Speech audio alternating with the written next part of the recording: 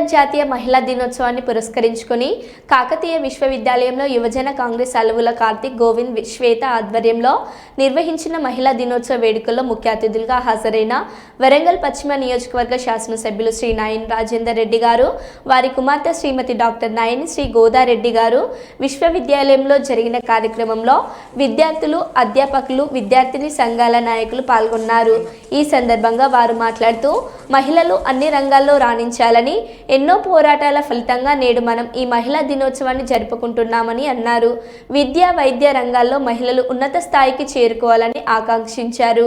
మీరు చదువుతున్న కాకతీయ యూనివర్సిటీని జిల్లా ఎమ్మెల్యేలం అందరం కలిసికట్టుగా యూనివర్సిటీ అభివృద్ధికి కట్టుబడి ఉన్నామని ముఖ్యమంత్రి శ్రీ రేవంత్ రెడ్డి గారి దృష్టికి తీసుకెళ్లామని వెల్లడించారు.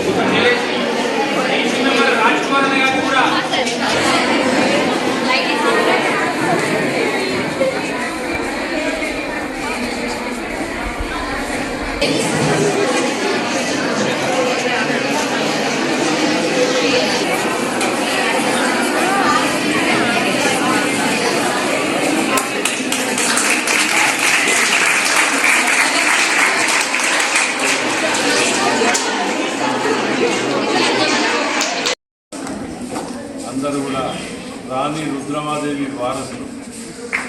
మీరందరూ కూడా ఎక్కడా తగ్గకుండా మగవారు ఏదో పెద్ద ఇదేనో లేకపోతే మేమేదో ఇదని సగం కాన్ఫిడెన్స్ మీరు కోల్పోవటం వల్లనే వ్యత్యాసం చూస్తుంటాం మనం. జనరల్గా కాన్ఫిడెన్స్ అనేది మహిళలకు ప్రత్యేకంగా అవసరం కాదు.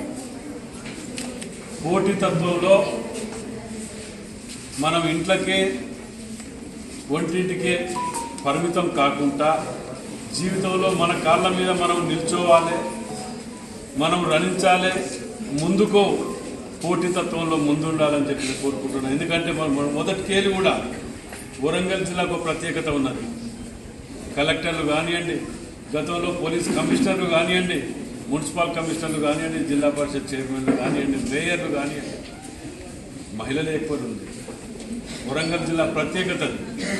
మరి మీరందరూ కూడా యూనివర్సిటీలో మంచిగా చదువుకొని ఈ యొక్క యూనివర్సిటీని గర్వంగా నేను కాకతీయ యూనివర్సిటీలో చదువుకున్నానని గర్వంగా చెప్పుకునే విధంగా రేపు భవిష్యత్ తరాలకు అందించే విధంగా మీరు చూసుకుంటారని చెప్పి నేను ఆశిస్తున్నా.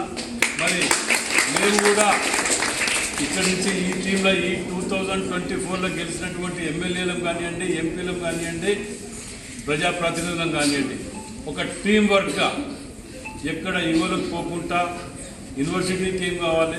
వాస్తవానికి నేను గెలిచినాక 1 వీక్ 10 డేస్లో 3 ప్రక్షాళన చేయాలనుకున్నాం.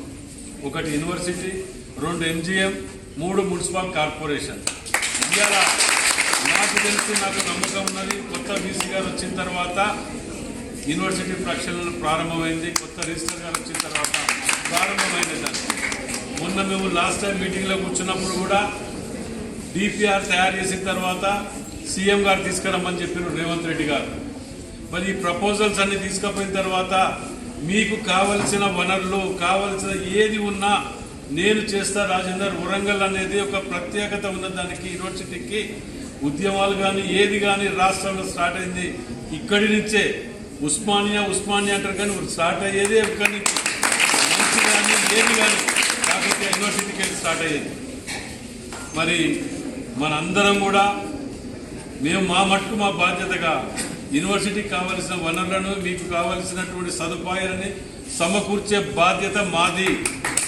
ఇక్కడ రాజకీయాలకు అతీతంగా మన యొక్క ఉమ్మడి జిల్లా విద్యార్థుల భవిష్యత్తుని అభివృద్ధి చెందడానికి మాత్రమే ఈ యొక్క యూనివర్సిటీలో ఉండాలని నేను కోరుకుంటున్నా వ్యక్తిగతంగా.